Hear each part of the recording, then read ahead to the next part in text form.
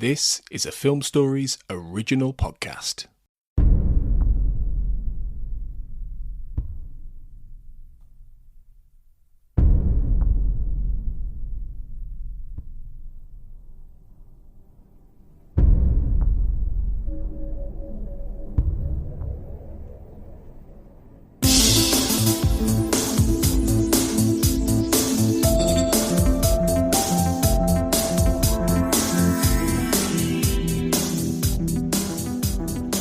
Hello everyone and welcome to the Xcast. The truth is in here. I'm your host Kurt North and welcome back to I Want to Believe Minute, in which we are picking apart the second X-File movie, 1 minute at a time. And today, helping me to explore minute 72, which runs from approximately 71 minutes to 71 minutes 59, is Michelle Milbauer and Michael Petty. And in this minute, we have, well, Father Joe, basically. Father Joe reacts with disbelief, claiming that the suspect was his connection to the girl he saw in his visions. And he believes it's It's Mulder's work, not God's work. It's Mulder's work. Mulder is God, by the way, if you hadn't worked that out. You would like to think so, right? You would like to think so. Scully asks Father Joe if Monica Bannon, the first woman he saw, is still alive. And joining me, as I say, is Michael and Michelle. Michael, what do you think to this then? This realization from Father Joe, and that he's realized, he's like, oh no, because I've got to do an impression every time I do, like Father Joe. That was pretty good. No, I don't know. You got to do the whole monologue now. Come on, I can't. Just do the whole minute. Okay, just do the whole minute. Let's try this. Oh no, it can't be true. I don't believe this. He was my connection to the girl. That's all you're getting. That was pretty good though. It was better than I could do. Well, I only live in about an hour and 15 minutes away from where he's born. Unfair advantage. Yeah, it is a slight unfair advantage. So what do you think to this revelation for him anyway? It's definitely shocking because it really makes us wonder if he's just kind of crazy, right? And that's kind of what Scully's hoping for, that he's crazy, whereas Mulder is still trying really hard to believe that there is something to this. And there is still something to this. I mean, there is a part of her that is maybe still alive, but she is gone. And that revelation is shocking to everyone involved because it just makes him look like a phony, which is crazy when you consider how he found that body out in the ice. Like, how could he have done that if he was a phony, right? But that's how it makes you feel. And I think Father Joe is a really interesting character. He needs this to be from God, right? He needs all these visions. He needs his time helping the FBI, helping Mulder and Scully. He needs this to be true because if it is, it means he's forgiven. And if it isn't, it means at least in his mind, he's not. And watching him tear up over all of that is really emotional and it's really sad. That's kind of how I feel about it. The whole minute is just him talking. So, and he speaks really slowly, which doesn't help the podcast. No. So, Michelle, what do you make to it? I agree. It is definitely a powerful scene and obviously a very important scene, but you're still left wondering, and I have to wonder if it wasn't purposefully done that way, that he is speaking so slowly and that almost turning up the theatrics on it to make you then question, okay, is he just a crazy person and he's just raving, or is he working himself up to, turn on the waterworks to make this all seem like, oh, he truly is distraught. He's, emotionally vulnerable because of this connection that he thinks he has. Or if he truly is very moved by this because now he understands or he believes that it is God working through him, or it either validates his faith to him and it's truly he believes that, or he's trying to make his audience believe that. We will dive into the next minute just for this reason, because there's quite a bit of chunkiness in the next one we can talk about. And right over the minute here is like, obviously we've got the oh no, this is God's work, when he starts to rant over the fact that he does that. But there is the next minute in which he says, the fact that I feel her, she's alive, like Michael alluded to. But it's interesting that because obviously we've seen the 7 head in a box. We've seen her body there.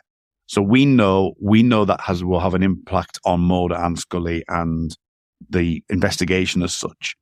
And I just think it's really interestingly done because, as you say, the body parts of her are alive, but would you class a body part as something that you could still feel? Is it akin to, someone chopping their arm off and still feeling their arm? Or as we might have alluded to, is he a fraud? And how did he find the body in the first place? That small, minutiae bit of detail makes you think just a little bit more, but also gives like the characters themselves going, oh, he might be a phony here, and gives them that argument to have. And I think that's really fascinating at this point in the film.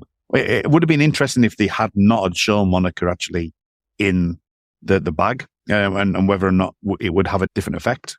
It might have a different effect. Yeah, I could definitely. Honestly, it might make it better because then you could have Mulder storm out at the end of the scene, knowing full well that like he just saw this head, and then reveal that to Scully, and it might shake the audience up a bit more.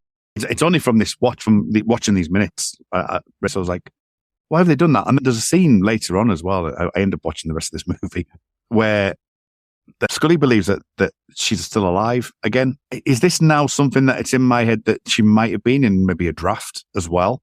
And there might be some other parts of it that might not be right? Because it just feels weird that Scully says, oh, I believe the FBI agent's still alive.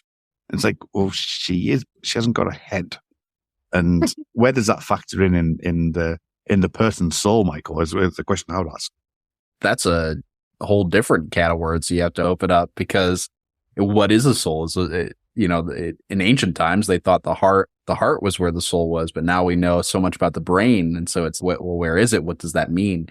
And not to jump too much ahead in the film, but I do think that part of the reason why he genuinely believes this is because for whatever reason, her body at the very least is now mixed with this guy who is going to be, who he is connected to, right? Maybe he's mistaking that man's, Franz's life force for hers.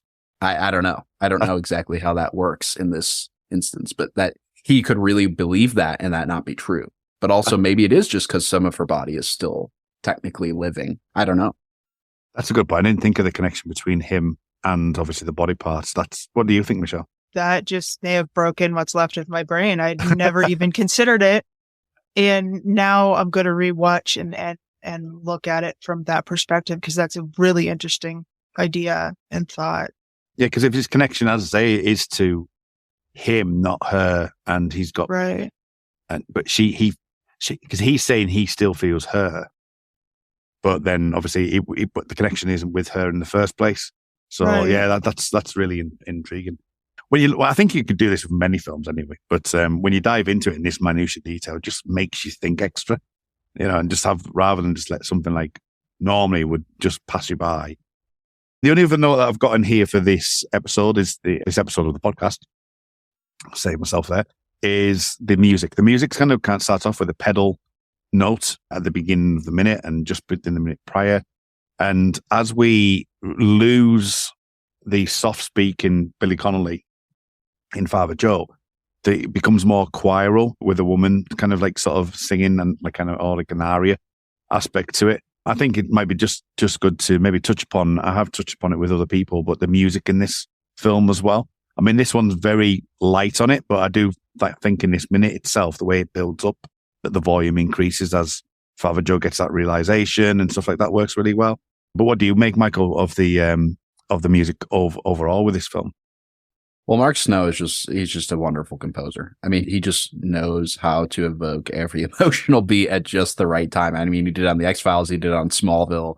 I mean, he's incredible. And Millennium, obviously, as well. And I think that this film has some great music, too. To be honest with you, I was so, maybe this is another testament to his skill set, but I was so invested in the scene at the moment that the music was almost an afterthought. But maybe that's kind of the point. Maybe it's because he's so good that we're able to just enjoy it as is and allow it to help us kind of conduct us through the ride. And so he's an incredible composer. He is. Michelle, what did you think? Oh, I agree 100%. It's one of those things where it's not so much overt. You don't really notice it in the scene per se, but you would definitely notice if it weren't there, if that makes sense. Yes. It assists in building up the tension or the emotion that's happening in any of the scenes, be it this movie, be it Fight the Future, be it at any episode of the show. You don't necessarily notice it in the moment, but you would definitely notice that if somebody removed it, you would be like, wait, something's wrong. This doesn't seem right. And he's just phenomenal that way. The volume in this particular one is like the pedal note is just a single note that's been held over while he's doing his oh no speech. And then as he's going, this is God's work, as I'm going back into it again. I'm going to get, Tony and Carl are going to absolutely get at me for it. But then, as I say, with the kind of the female voice, then starting to intersperses with it as well, just that slow build works really effectively. I think maybe now is a good time to wrap up there.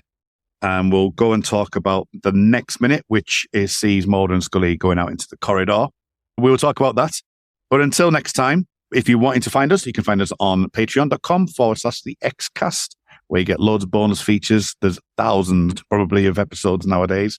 With these ones included, you can hear us talking much further in advance as well. So if you want to catch up with what we're doing so far in the Want to Believe Minute, you've got future access to that as well.